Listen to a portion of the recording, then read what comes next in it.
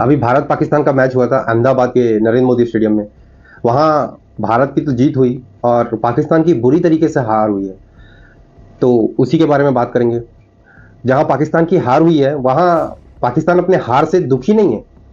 उसे इस बात का दुख है कि रिजवान मैदान में नमाज नहीं पढ़ पाया। उसको अपने हार का दुख नहीं है। वो इतनी बुरी तरीके से हारा उसका दुख नहीं है। वो चाहते थे कि पाकिस्तान का रिजवान वो हिंदुओं के बीच में नमाज पढ़ लेता तो क्या ही बात हो जाती, प्राउड मूवमेंट हो जाती। क्योंकि वहां के लोगों की जहनियत ही वही है ना, मानसिकता वही है। क्योंकि वकार यूनिस जैसे प्लेयर को प्राउड महसूस होता है हिंदुओं के बीच में नमाज पढ़ना। और रिजवान जिस सेंसिबल तरीके से, जिस अग्रेसिवनेस भी थी, जिस तरीके, और सबसे अच्छी बात जो रिजवान ने की कि फिर उसने माशाल्लाह उसने ग्राउंड में खड़े होकर नमाज पढ़ी जो कि हिंदुओं के बीच में पढ़े अगर तो, लेकिन सब कुछ हुआ, लेकिन बेचारा 49 में नमाज पढ़ते पढ़ते रह गया। वो अगर वो नमाज पढ़ लेता तो पाकिस्तानी तो एकदम फूले नहीं समाते। लेकिन भारत ने उसकी वो इज्जत ही छीन ली कि मतलब वो नमाज पढ़ पाए। नमाज पढ़ने से याद आया, जब स्टेडियम में जब जय श्री राम के नारे लग रहे थे तो बहुत लोग ऐसे भारतीय लोग हैं जो उनको भारतीय बोलने में भी शर्म महसूस होता है। वैसे लोगों के द्वारा उनको बहुत ज़्यादा चिंता होने लग गई कि ये सब चीज़ नहीं होना चाहिए। जिसमें से एक है जो अपने बाप की अनचाही औलाद है, वो जो इससे पहले सनातन के ऊपर भी बोल चुके हैं।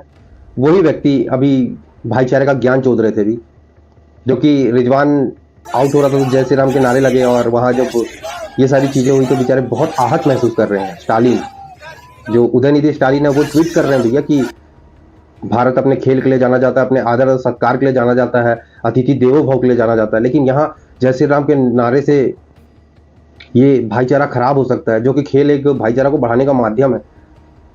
हमें नहीं बढ़ाना है पाकिस्तान के साथ कोई भाईचारा। और वैसे भी जय श्री राम के नारे से किसको क्या आपत्ति हो सकती है? ऐसा तो किसी को गाली नहीं दे रहा कोई। इनको जय श्री राम के नारे से इसलिए दिक्कत हो रही है, दिक्कत उनको नहीं हो रही, दिक्कत इनको हो रही है जो सनातन को इरेडिकेट करना चाहते हैं। वैसे लोगों को दिक्कत हो रही है, इस कारण ये इनको बोलना पड़ रहा है कि ये सारी चीज ठीक नहीं है बोलकर। अब ये एक गद्दार व्यक्ति जो सनातन को इरेडिकेशन वाला व्यक्ति वो भाईचारे की बात कर रहा था तो अच्छा नहीं लगता। अगर कोई अच्छा व्यक्ति बोलता तो समझ भी आता, लेकिन ये इरेडिकेशन सनातन धर्म का समूल नाश करने वाला व्यक्ति बोल रहा है तो एक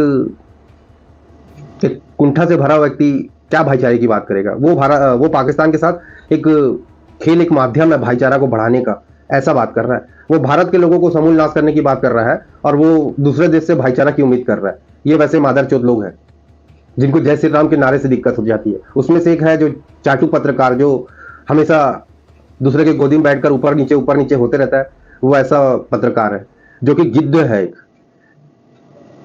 राजदीप सरदेसाई, वो बोल रहा है, उसका भी ट्वीट आया कि जय श्री राम के नारे से पाकिस्तान प्लेयर को मॉक किया जा रहा था बोलते, उनको प्रोवोक किया जा रहा था बोलते, उनको चिढ़ाया, घुमाकर चाटा मारा है एल शिवा रामाकृष्णा ने, जो कि भारत के पूर्व क्रिकेटर है।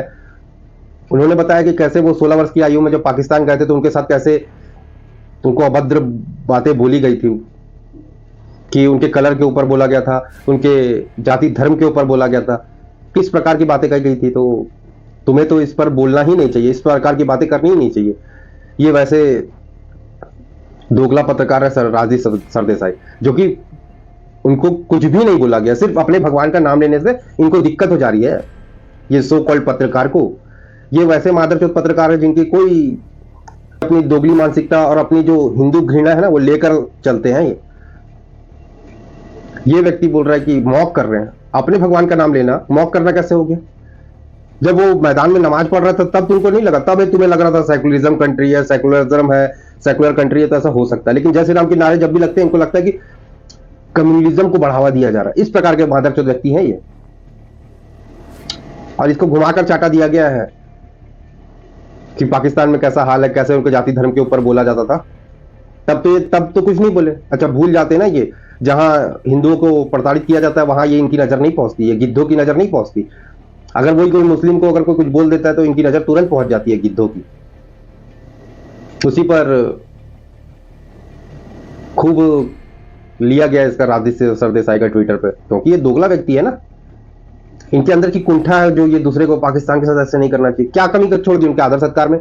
लेकिन जय श्री राम के नारे लगाए, उद्घोष लगाए, तो इनको चिंता होने लग गई कि रिजवान के सामने कैसे जय श्री राम के नारे लगा दिए, पाकिस्तान प्लेयर के सामने जय श्री राम के नारे क्यों नहीं लगाएंगे? अपने भगवान का नाम क्यों नहीं ले सकते?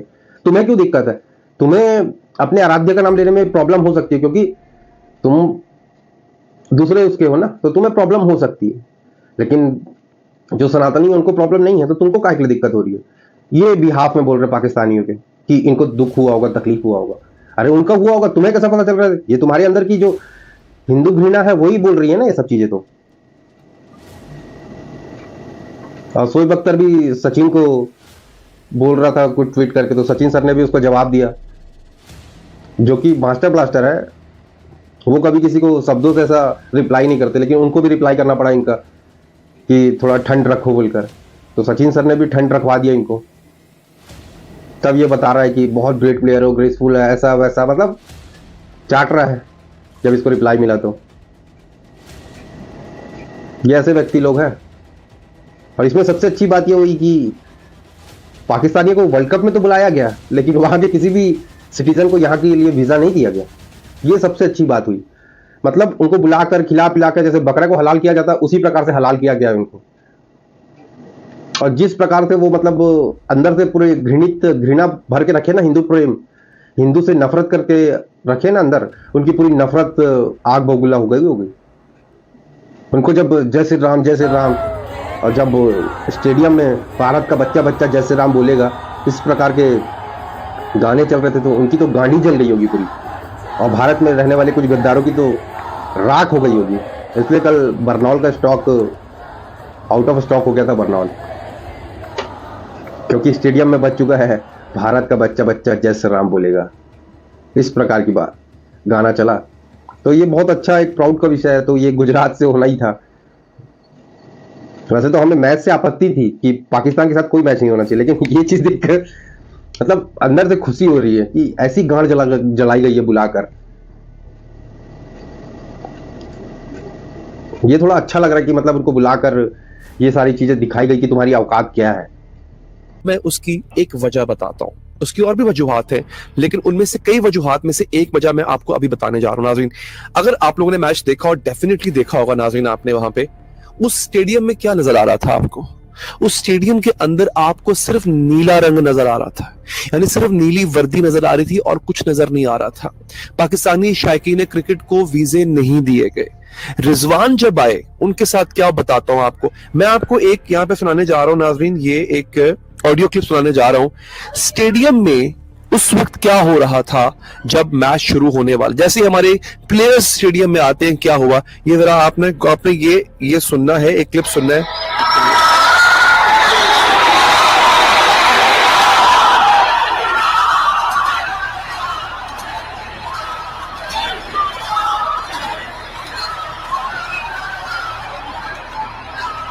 आप मुझे बताएं, ये मैच हो रहा है या कोई वो क्या कहते हैं इसको, ये भजन गाया जा रहा है या कोई नवरात्रि हो रही है? मतलब स्टेडियम के अंदर जय श्री राम जय श्री राम जय श्री राम के नारे लग रहे हैं यार, और बाकायदा स्पीकर पे चलाया गया। स्टेडियम वालों ने स्पीकर्स पे जय श्री राम चलाया, पूरा स्टेडियम जय श्री राम से बोल रहा है। मुझे किसी के मजहब तेरी भी जली।